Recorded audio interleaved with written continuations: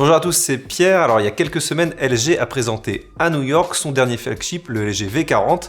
Alors s'il n'est pas encore officiel dans nos contrées, nous avons eu la possibilité de recevoir le smartphone à la rédaction. Je vous propose de commencer par le déballage et on en reparle après. Voici donc la boîte du LG V40 ThinQ, une boîte assez sobre comme on a l'habitude avec le fabricant sud-coréen. Alors sachez que c'est la version internationale, elle provient directement de Corée du Sud, du siège social de LG. On retrouve donc les éléments techniques avec le numéro email sur le côté.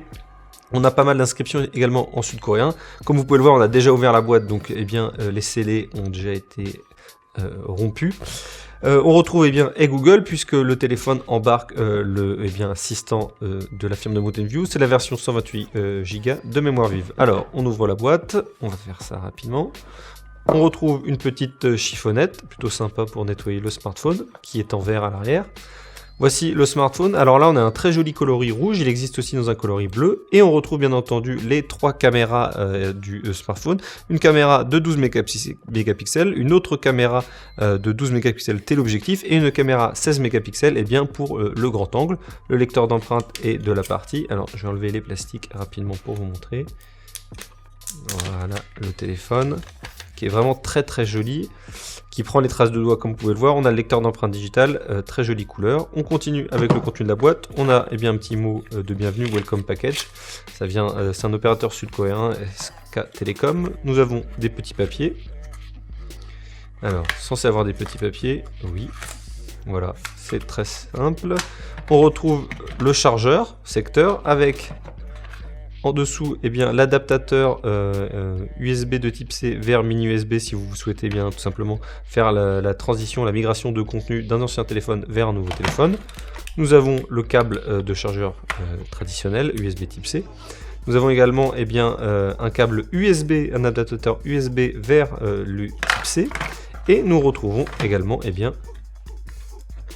des écouteurs fabriqués par LG. Voilà, c'est tout pour la boîte du LG V40. Le smartphone, le voici vaudois, il est vraiment plutôt très très sympa.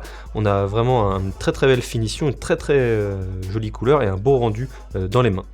Alors ce LG V40 est le premier smartphone à 5 caméras, comme je vous l'ai expliqué dans ce déballage. On a 3 caméras à l'arrière et 2 caméras à l'avant. L'avantage sur ce smartphone, c'est qu'on va retrouver un objectif grand angle. C'était vraiment une des nouveautés bien introduites par LG il y a quelques années dans cette édition V. C'est vraiment quelque chose de très appréciable parce que ça permet d'avoir un effet plus important pour les photos et ça a été repris notamment par le Google Pixel 3, plus récemment par le Mate 20 Pro.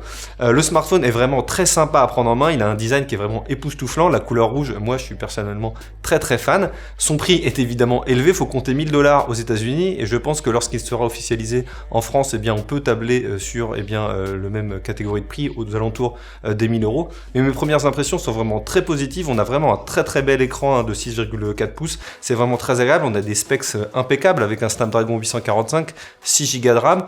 On a une bonne batterie qui devrait tenir la route. On retrouve également une prise mini jack et c'est vraiment quelque chose de très appréciable parce que c'est quelque chose qu'on ne retrouve plus sur de nombreux smartphones haut de gamme. Donc vraiment LG a fait un bon boulot.